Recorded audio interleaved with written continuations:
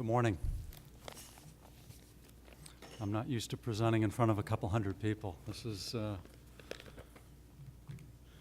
it's very impressive. A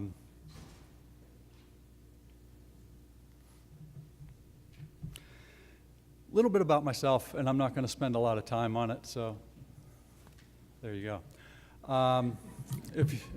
I've been doing this for 33 years. I've been doing it a long, long time. I've worked for entrepreneurs. I've had 2 failures, and I've had a few successes. One of them was extremely well.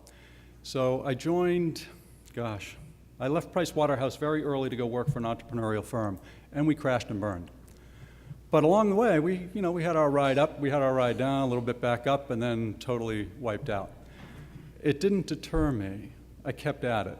I'm not the scientist. I'm not you guys. I'm the guy in the back office. I was the guy out knocking on doors to raise money. I was the trusted assistant. So as I look at you guys, and I say that over the years as I've pitched, I've raised $300 million. The science is not the seller. Every bit of science I have ever seen is cool. Nobody quits their day job to develop yesterday's technology. So you're not going to walk in to a financier and impress him with your science. The fact that you're in his office means he's already impressed. He takes it for granted the science is cool. Investors invest in people. And if you don't think that's true, it's why it's so hard to raise money. It's why the number of you that have knocked on doors have had the doors closed in your face, or they're just not interested for a whole host of reasons. Keep at it. Keep talking to people. It is a numbers game. There was one time I raised a bit of money and I went to 65 different markets, had the door closed in my face 64 times. And I went from Israel to Palo Alto and stopped everywhere in between. 64 doors closed in my face. And every time they do, they spend a few minutes with you, they tell you why they're not going to invest, they tell you maybe you ought to tweak your presentation a little bit here and there. Well, after you tweak your presentation 64 times, guess what happens? You are right back to the presentation you started with. And so go with your gut and smile, nod, take their advice, listen to their advice, but at the end of the day, you know your business. You know your people. You know what it is you're trying to accomplish.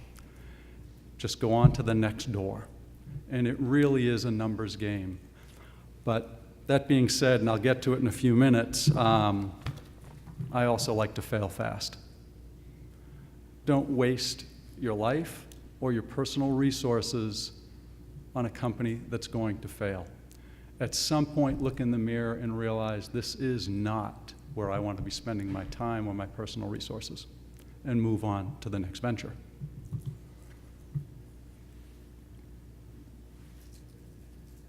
Am I not doing something right here? There we go. So today we're going to talk about 4 things. I don't have a lot of time. I have a very large presentation here. I am going to skip through it. If there's time, I may come back to it. If not, we'll do some Q&A. But we're going to talk about the entrepreneurial market. You've heard some of it already. We'll talk about boards of directors and boards of advisors. Just as a show of hands, how many people in here have a board of directors or board of advisors? Okay. And just board of advisors. Okay. We'll talk about raising equity in the IPO. I have done both. I have written an S1 for the 16th fastest growing company in the United States. It was a spin-out of Midwest Research Institute in Kansas City. We licensed some technology off the shelf. We built a company around it, and it just took off. And then I'm going to give you my 2 cents.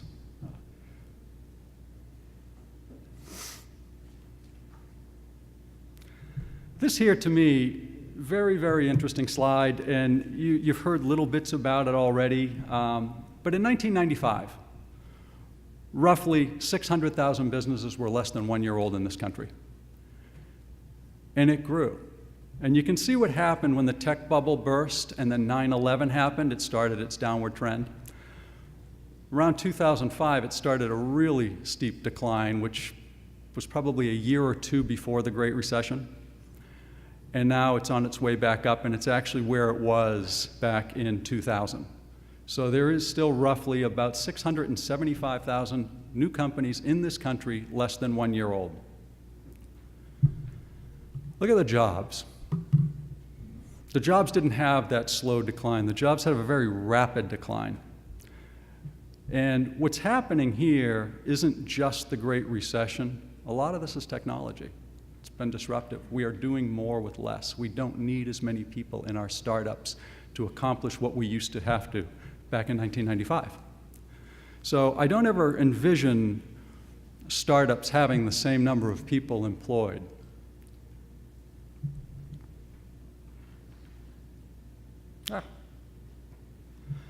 This is the sad part. And you know, oftentimes over the years, sitting in senior management meetings, I am the skunk at the picnic. And so today I will be the skunk at the picnic. First, I applaud you guys for what you've done. But this downward trending graph, it doesn't matter what year you look at over the last 30 or 40 years. They all look like this. In year one, 100% of you survive on day one.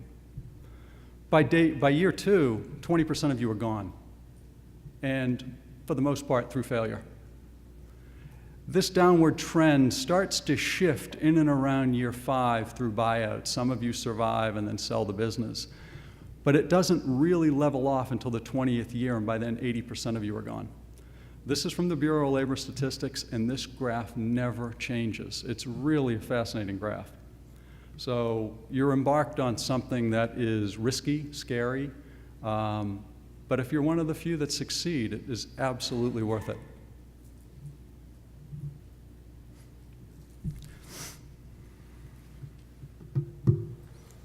So let's talk about organizational structure. How many people in the room are an S-Corp? We have 1 S-Corp, 2 S-Corps, okay. How many are LLCs? And how many are C-Corps? Okay. The reason I bring it up, especially for the S-Corps, S-Corps are tough. If you are not a US citizen, if you are not a resident alien, you cannot own shares in an S-Corp. If you do, you've automatically violated the IRS's S-Corp status. If you have an investor who is a single member LLC, you have automatically violated the S-Corp status. If you have a multiple member LLC, but they didn't check the little box on their tax return saying they'll be taxed as a corporation, you have automatically violated your S-Corp status. There are no appeals with the IRS. You can't say, oops, we made a mistake. What winds up happening with the S-Corps is almost overnight, all the losses that you're incurring as a startup become trapped.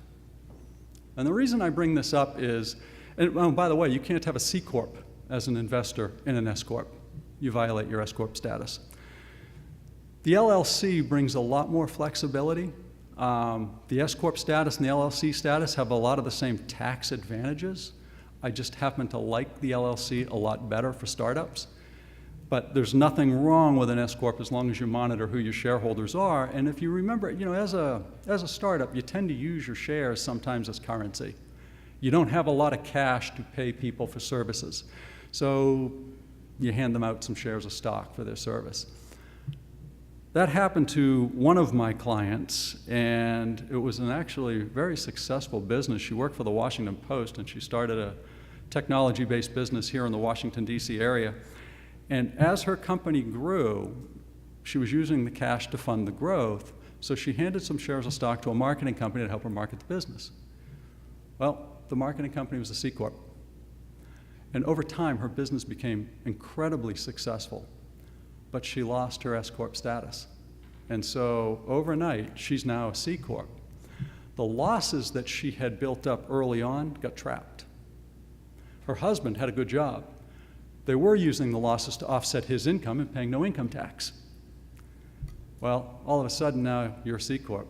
You don't get that same benefit. Those losses get trapped indefinitely. So one of the things, get some advice, talk to, and I'm not a tax guy at all, I'm a CFO, but there are some things you need to look at when you set up your organization. LLCs, you can distribute profits not based on membership interests. You might own 80% of the LLC, and the guy who owns 20% gets 80% of the profits. What dictates who gets what out of an LLC is the organizational documents, not the fact that you own 80%. And so there's a beauty in that. With an S Corp and with a C Corp, if I get a dividend, you get a dividend. It's all pro rata and it's legal. With an LLC, you can do what you want.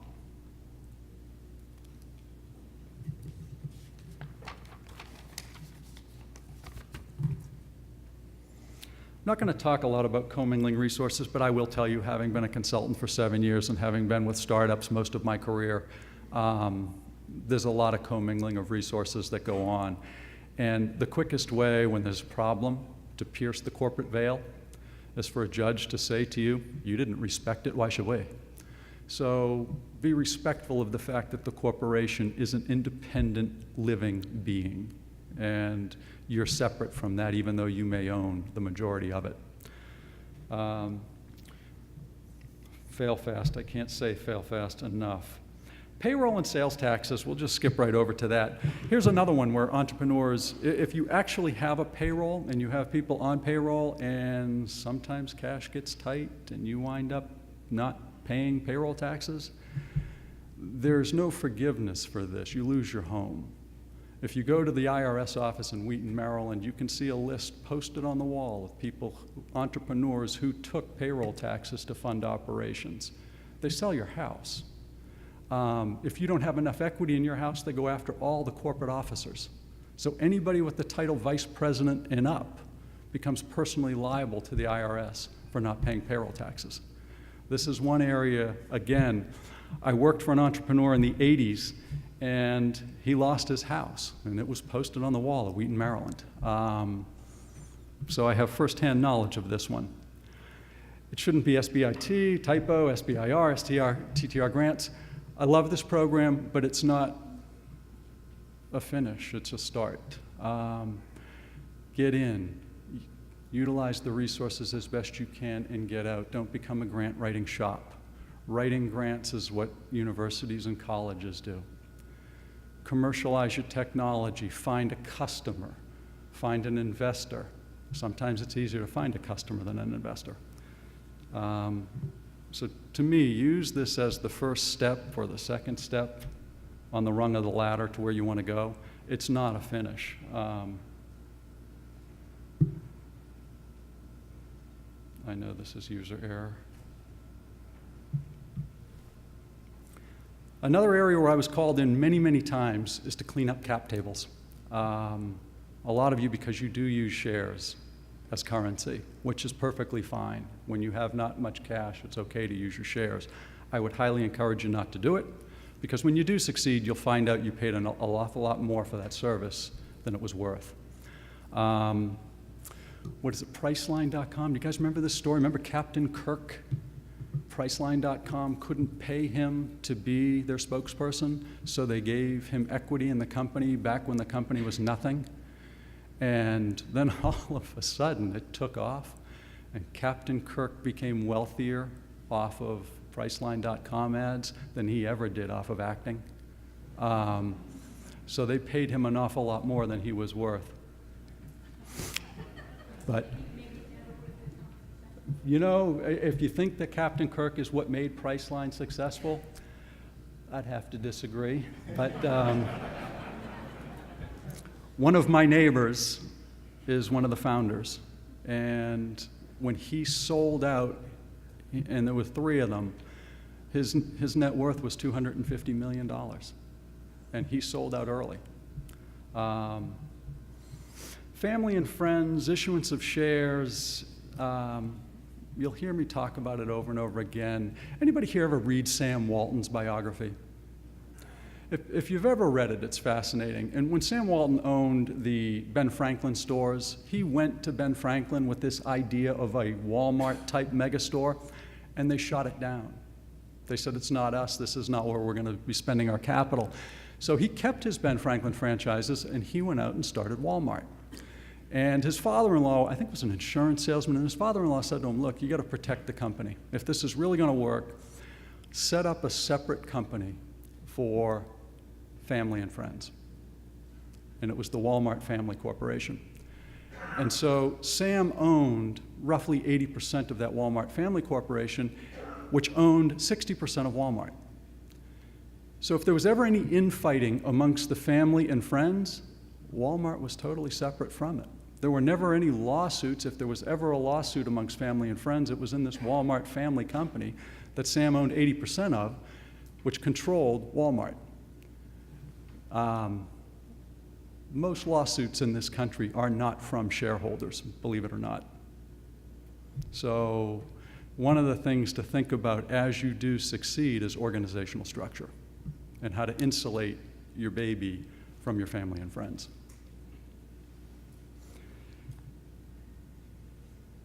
The last bullet on this slide is an interesting one, the IPOs, the reverse mergers, and the PIPE. Anybody here ever heard of a reverse merger? There's an awful lot of publicly traded companies in this country that have no operations. They are just shell corporations that have either died, and some lawyer or law firm has kept the company's filings with the SEC afloat, or they've set up shell companies, gone public with them, have no operations, raised no money, but they do maintain the SEC filings. And it's a very cheap and easy way to reverse into the public markets. Instead of going the IPO route, you buy one of these shells. The New York Stock Exchange did it. Nucor Steel did it. Fredericks of Hollywood did it. So lots of famous companies have gone public through a reverse merger and did not have to pay the initial public offering fees that you see with most IPOs. The problem is you don't have a banker, and the banker's the one who makes the book. And the banker's the one who sets up the analyst phone calls and guides you through the process. If you do a reverse merger, you have to do all that yourself, but you do save a ton of money.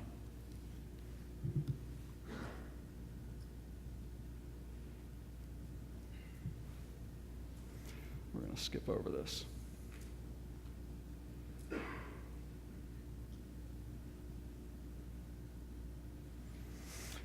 Okay. Board of directors versus board of advisors. There are some real key points here. I'm sure you guys know that one is obviously has legal ramifications and one does not.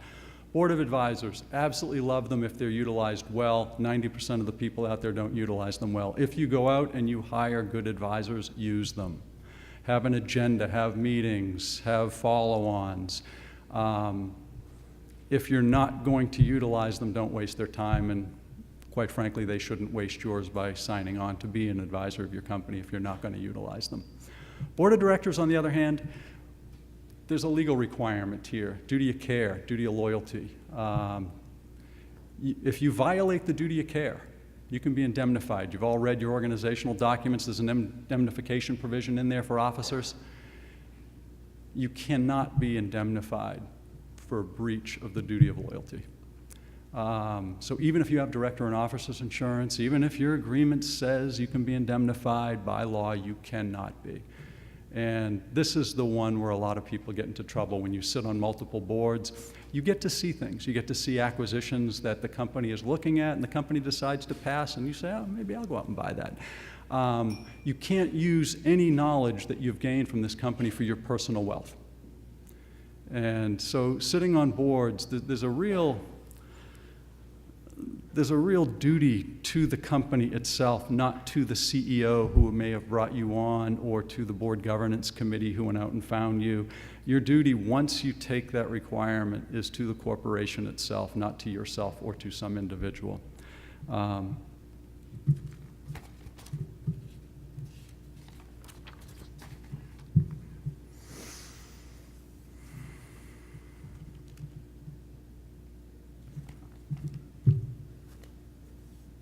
So on the duty of care, the way to show that you are exercising your duty of care is to inform yourself.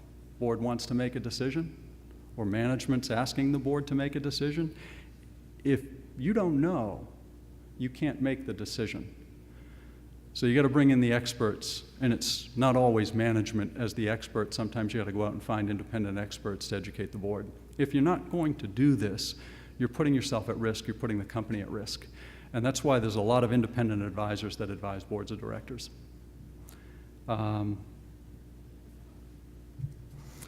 Delaware has come up with a couple of others, the duty of good faith. If you violate the duty of good faith, more than likely you violated the duty of loyalty and you are not indemnified. One that Pennsylvania has come up with recently that I absolutely love is the abstention. For years, if something came before a board and you didn't like it, and you didn't want to say yay or nay, you abstained. You can no longer hide behind an abstention in the state of Pennsylvania. So to abstain means you voted in the affirmative. You need to note your disapproval. If you disapprove of something, you have to make sure that the secretary of the meeting has noted it in the minutes. If for some reason it got skipped, you need to follow up with that secretary to make sure that they write your name down as having said no. I love this one. To me, it's a coward. Anybody who shows up to a board meeting to collect the board fee and is not well briefed on what's about to take place at that board meeting, you're a coward. You should not be abstaining. You should have an opinion because you're being paid for your opinion. So be briefed and come ready to discuss the brief.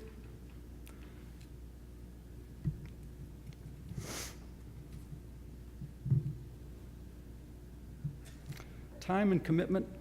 If you don't have the time, don't take it. There's an ego associated with it. And I've sat on, 5 or 6 boards now, and I'm currently on 2. And the first time you're invited to sit on a board, this was really cool. And there's a little bit of an ego associated with it. Over time, if you take it seriously and you go get educated, and trust me, only about 35% of the publicly traded companies in this country mandate that their boards get educated on the law and on board governance. Only 35%. So there's not a lot of people that take this very seriously, in my opinion. I always have. I've gone through the National Association of Corporate Directors Charm School, and they give you, a lot of the data I pull here is from NACD. And I'll tell you that you're better off for it, but you're always better off when you get educated on something you're not fully aware of.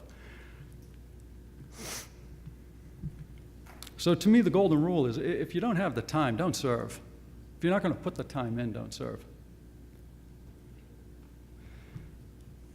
Talk a little bit about ethics. I taught at Johns Hopkins University for almost 5 years.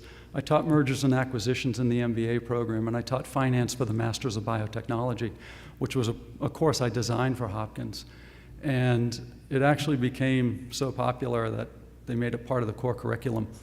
And when it wasn't part of the core curriculum, I had free rein.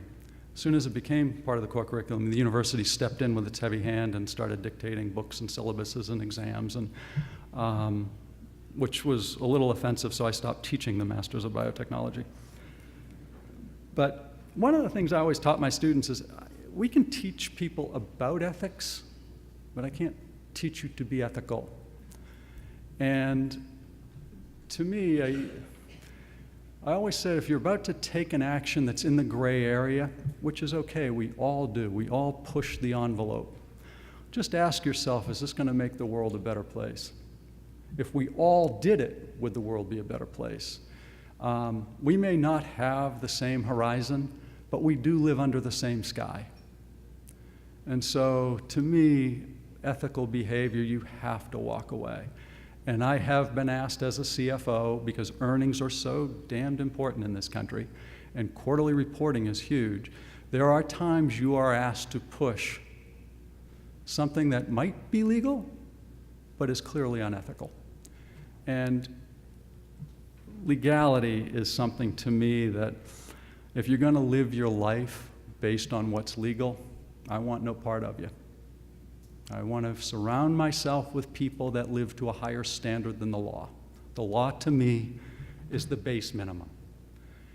And I had a client, same one that had the C Corp come in, buy part of her, or take over part of her S Corp because they were giving her services.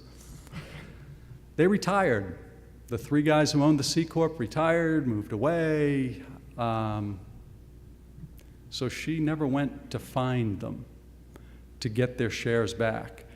She went before a judge, and the judge said, okay, heard the case, and gave her back her shares because they couldn't find these 3 shareholders. Well, there are services in New York City that do nothing but find minority shareholders of companies. You got to pay for it, but there are private investigators that will find shareholders. She basically scooped this guy's equity as her company was rising up over $20 million in revenue.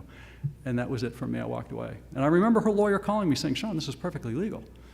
That's not how I live my life. I don't need you as a client. I need to surround myself by people that I believe in. And the law has nothing to do with my friends.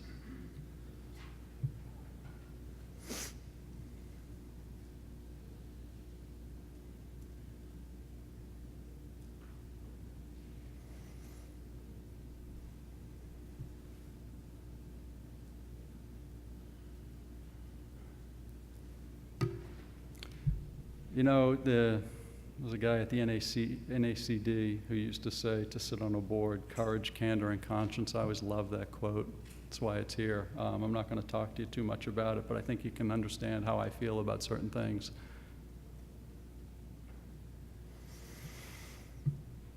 Private equity markets. I loved raising money with private equity. Typically at the time when you're going after private equity, you have revenues, you have profits, you are growing, and you are attractive to private equity. I like the IPO process, but somewhere between 70 and 90% of all S1 registration statements that are approved by the SEC never go public. Private equity steps in and buys you because you're now clean, you're very attractive, and it takes the headache away of being a publicly traded company. And that's what happened to me with the company in Kansas City. We all got a very nice payday out of it, and we never had to deal with the headache of being public. Venture capital, on the other hand, I have, for those of you that are venture capitalists in the room, cover your ears. I never enjoyed my time with venture capital. The happiest day was the day they wrote the check. I should say the second happiest day is the day they wrote the check, and the happiest day is the day they exited. I found venture capital not to bring anything to the table other than money. And I'm an operational CFO. So to me, I'm the one who hires and fires. I'm the one who helps you grow your business. I'm the one who helps you price your product. I'm the one who helps you go to market. I'm the one who will stand up in front of a room full of analysts and defend you. I know what it's like to commercialize technology. When Tom Daschle received the anthrax-laced letters back in the early 2000s, we licensed a technology out of Midwest Research Institute that had been sitting on the shelf for a number of years. And we built the 16th fastest growing company in the country around that technology. The venture capitalists that invested in us, almost within 4 months of taking their money, we won a large contract with Northrop Grumman to deploy to every interstate postal processing center in the country. So for those of you in this room, anytime you receive a letter in the mail that crossed state lines, it is sniffed by the federal government for anthrax, ricin, and other nasty agents. After 3.5 million live tests, there were no false positives. This system works every single time. And to me, sitting in the room with venture capitalists who have never hired, never fired, they typically have an MBA out of Wharton or Columbia, they're money guys. They provided no value whatsoever. And I have seen this a number of times, but I'm an idiot. I keep taking the money. So it's the money that's going to cause you to grow if you really believe in your technology. And after having raised about $300 million, I know what I'm speaking about. The first time I raised money, I was on Wall Street, and we were this small consulting firm in Fairfax County, Virginia. And one of the guys on the finance team said, have you seen Section 29 tax credits? Oh, I don't even know what they are. Well, they were an energy credit that had a 10-year life. And if you built synthetic fuel, you were entitled to a tax credit. So you start thinking about this and you say, okay, there's a market for tax credits in this country. So as a small consulting firm, we went off and built the largest synthetic fuel mills in the United States. Overnight, we went from 0 in revenue to $1.2 billion.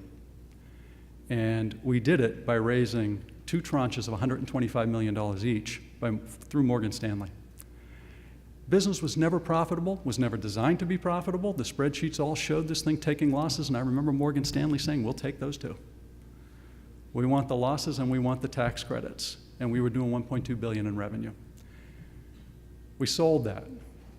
And we went back to doing our consulting, and McKinsey came along and told Alcoa they should buy us. So Alcoa bought us, and we went global on the back of Alcoa. And I wound up being the division CFO for Alcoa for about 7 years and opened offices all over the world. It was an incredible ride. The guys at Morgan Stanley called me one day and said, hey, we're tracking a company pre-IPO. They've just licensed some technology off the shelf at Midwest Research Institute. Do you want to take them public? And I said, sure. First thing I do when I go out and I start writing the S1 is I notice the CEO is coming in at 9 and leaving at 5 every day. I'm working till 4 in the morning. I mean, we're going public. I've got to re-audit 3 prior years. I've got to amend the tax returns. I've got to look and see if we've missed any R&D tax credits at the time. I've got to upgrade my staff. I've got to upgrade my systems. There's a lot of work to do before you go public. So in a board meeting one day, they asked me how he was doing, and I said, he's not going to take you public. He's a great guy. Every night at 5 o'clock, he needed to take his grandson to either soccer practice or his music lesson or babysit. That's not the guy I want to go public with. They fired Dick. Dick and I have never spoken since. Dick's successor and I are really good friends to this day. We're the ones who took that company forward. So the founder was fired. The money guys come in, and they are ruthless if you lose control. They want performance. They're paying for performance. They don't care about technology. They want commercialization. They want customers. They want revenue, and they want profits. Makes sense, right? That's why we're in business. We're not in business because we like leaving our house every day. So I understand the mindset and the mentality behind this. And it sounds a bit ruthless. Well, it is. I mean, life's a contact sport, and business is about as contact as you can get. So if this was easy, everybody would do it. This is hard for a reason, because the rewards are so great at the end. We exited Alcoa. We wound up selling the entire business to Siemens, which was a good success. We wound up selling the company in Kansas City to a firm in Manchester, England. It was a success. I then went and took a job with an entrepreneurial firm that was a client of mine. Saw him started out of his garage and saw him go from 0 to $1 million to $5 million to $10 million, and he approached me and said, I need a COO, are you interested? And I said, sure. Then we bought a lab in Irvine, California, and I said, I'm not moving to California. Love it, great place to visit, but my life is from Washington, D.C. to New York City. And he said, all right, well, just come out for a period of time, help me get set up. In the 8 months I was in California, we went from 32 million in revenue to 200 million in revenue. We were hiring 85 people a month. We went from being in 14 states to being in 32 states. When my year was up, I came back to Maryland. 2 years later, business failed. The growth outstripped the cash flow. One of the #1 reasons for bankruptcy in the United States isn't because the economy tanked. It's because growth outstrips cash flow in a lot of successful businesses. So sometimes you got to put the brakes on growth or go out and raise equity.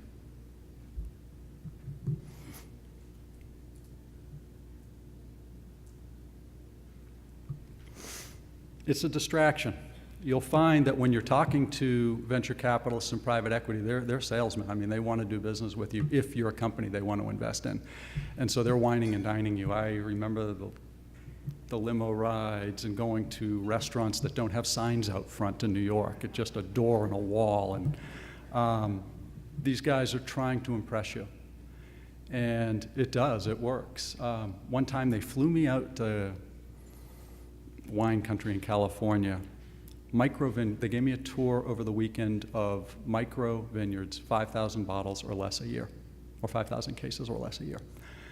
And one night I'm having dinner, and I'm dating my wife, and she's with me, and they brought in the cast from Phantom of the Opera. And Phantom of the Opera performed in the cellars for my wife and I at dinner. That's not reality, it's not real. I'm an accountant, I'm not this guy. So it's a huge distraction, and they do it for a reason. They're trying to sell themselves to you. And if you don't have good talent back at the office to do the day job while you're out wining and dining and trying to build a book, get somebody. Get somebody you trust. I had a controller that I trusted with everything. And then I was still working till 4 in the morning trying to become Sarbanes-Oxley compliant pre-IPO. It's a lot of work, but you need good, talented people if you're going to start going down that path. What I found with the VCs is they would start looking at other technology that wasn't ours, and they'd be calling our R&D department, hey guys, can you look at this? We're looking at it for an investment. You know, we don't work for you, but you can't say no to your big investor, right? And so all of a sudden now I've got 1 or 2 guys in my lab doing a little bit of research for the private equity guys or the venture capital guys that's taking away from our business. It was not, it's not easy, it really isn't. It's a tough road. But again, the rewards are so great at the end that we all try it at some point, or a lot of us do.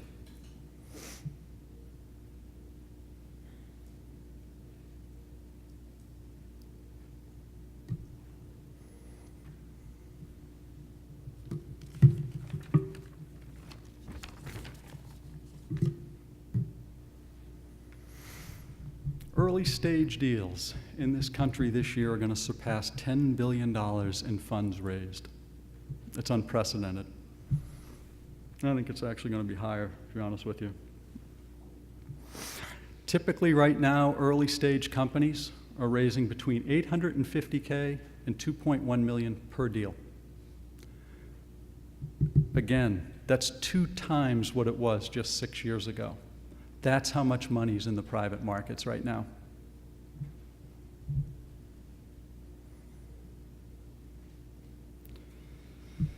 So if you look at this chart, I've charted 2008 to 2018. 2018 is only half reported. So if you looked at the blue bar, you're looking at the value of the deals. So double it. This year is going to be an absolutely staggering year. The number of deals in this country right now is 4,000 after 6 months worth of data. I'm looking at maybe 8,000 deals by the end of the year. I think it's going to be north of that. I think activities picks up in the fall. But you're clearly looking at something that's going to be over $100 billion in funds raised. And I'm going to tell you why in a minute.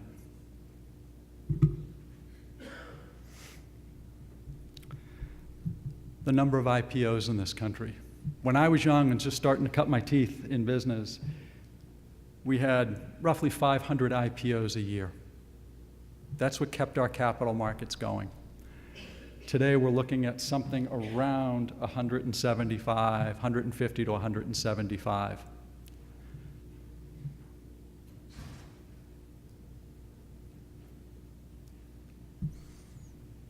And here's why.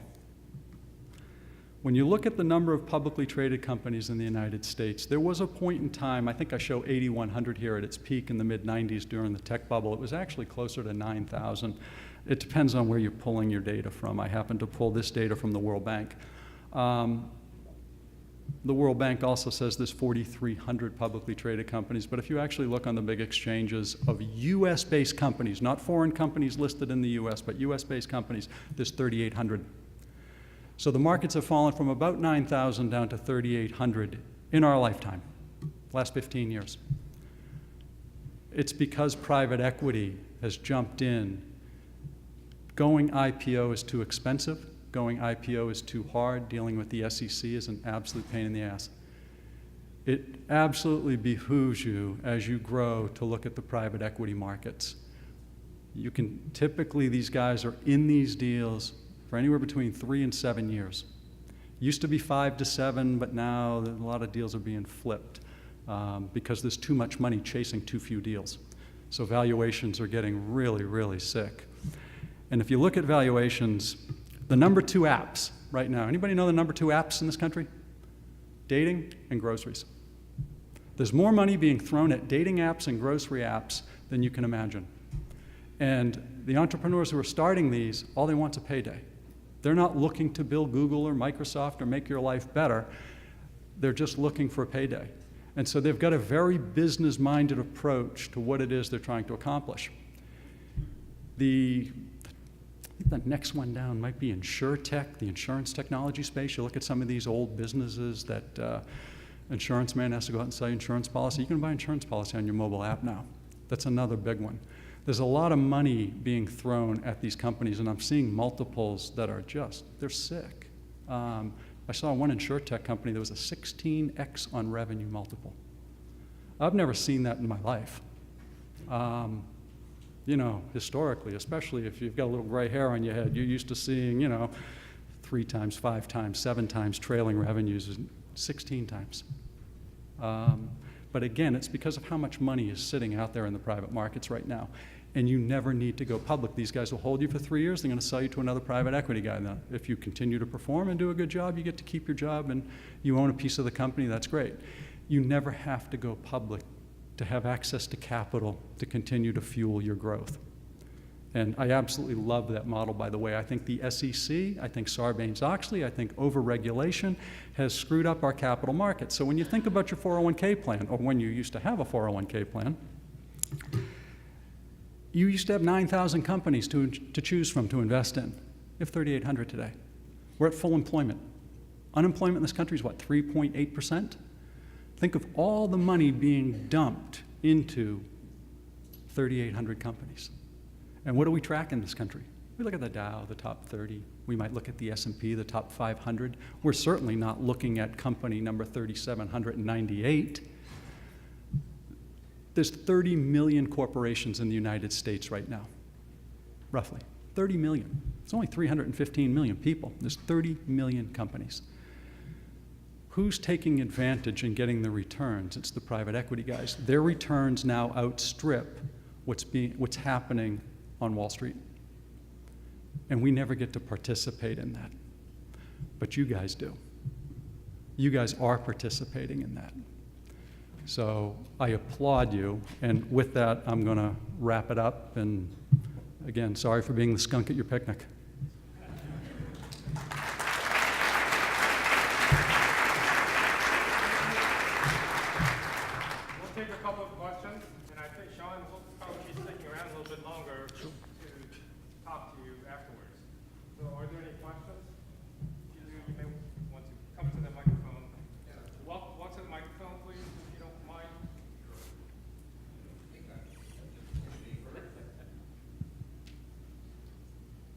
Thank you. Very interesting pitch. Used to hearing skunks at the picnic. Would you augment your comments to talk about angel funding, since most of us are a long ways from IPO? Angel funding. There's a number of angel groups around the country, and I guess I will tell you probably my worst story. I was a young guy. I was a first-year CFO, and we had licensed this technology. We actually backed this entrepreneur. And I went and pitched the Irish Angels, which is out at Notre Dame University. And had a great presentation, loved it, but I knew there was a hole in it. There was a piece of data I could not find. And I thought I'd just gloss over it.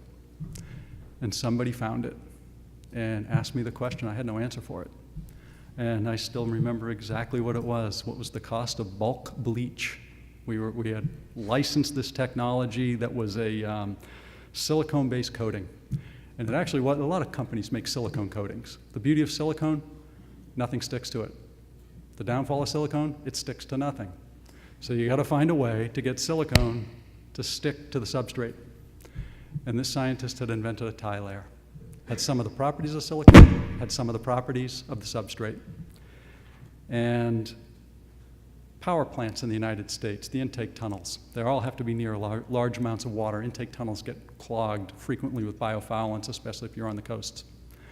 And it is a huge problem. I know it doesn't sound like much, but coming out of the energy industry, I can tell you what winds up happening is they have to shut these tunnels down, put men in rowboats, go inside these things and scrape the walls. So we thought, well, what if we just paint it with silicone? And a lot of times what they do is dump bleach into these tunnels by the millions of gallons. And then they flush out the pipes into these holding areas and let the sun bleach off the bleach, if you will. And I didn't know the cost of bulk bleach, but I knew the cost of everything else. I knew the cost of really everything else. One guy picked up on it and bloodied me. I never went back for angel funding after that. I've never raised a dime in angel funding. Now, some of the VCs that I've raised money for, you could actually call that angel funding because it was $3.5 million. Former governor of Utah, Mike Levitt Partners. Mike was George Bush's Health and Human Services Secretary. I raised about $7 million from Levitt Partners in 2 tranches. So I would call Mike kind of that angel VC funded. But Mike was a true gentleman and a real nice guy. So. One last question? Yeah. I've got one over here. Thank you so much for your great talk. I think, as my colleague mentioned, a lot of us are pretty far down the road from what you're describing, but it's good to plant these seeds now in the off chance that, you know, one of us is surely to need that advice down the line. My question to you is, in the case of the gentleman who was working 9 to 5 and he went home every day, what would you recommend that that person do before they get fired so that they don't get fired? Work as hard as me. If you're the CEO and the leader, you have to lead. You have to set the tone. You can't let your CFO come in and outwork you. You got to turn the lights on and turn them off. You got to make sure that your soldiers have dry socks, that they have ample ammunition. You got to make sure that your R&D guys have everything they need to accomplish what it is you put before them. Because Dick was gone quite a bit, and we wanted to take one of our R&D products and shrink it. All right, it's a cool product. Not only do we sniff the US mail, we're on the rooftops of most major American cities in the United States. We sniff the air 24/7. We're around most major military installations sniffing the air. We're at every presidential inauguration. We're at every World Series, every Super Bowl, every parade. There's usually somebody in the Secret Service pulling this thing. Looks like a suitcase. We wanted to make it the size of a coffee pot. And I remember the director of R&D saying to me, that's going to take me at least 2 years to do. And I said, wait a minute, we put a man on the moon and returned him safely to Earth in 8. You're going to take 25% of the time to make a coffee pot? Dick wasn't there. Dick's the guy who should have been providing that guidance. It shouldn't have been me. I'm an accountant. That bothered me a lot. So I like to see the CEOs that I have worked with work harder than me. I love to know that I'm working next to a guy who will be there at 4 o'clock in the morning when I have a question. Because I took that very seriously going public. You're taking the public trust. It's kind of like you guys when you take money from NSF. That's the public trust. That's taxpayer dollar. When you go out to the SEC and you're going public, that's the public trust. You're taking my 401k and putting it in your business. So you got to be on the up and up. You got to be a hard worker. You got to be somebody that's investable. That's why I say it. Thanks a lot. Yep. I'd like to thank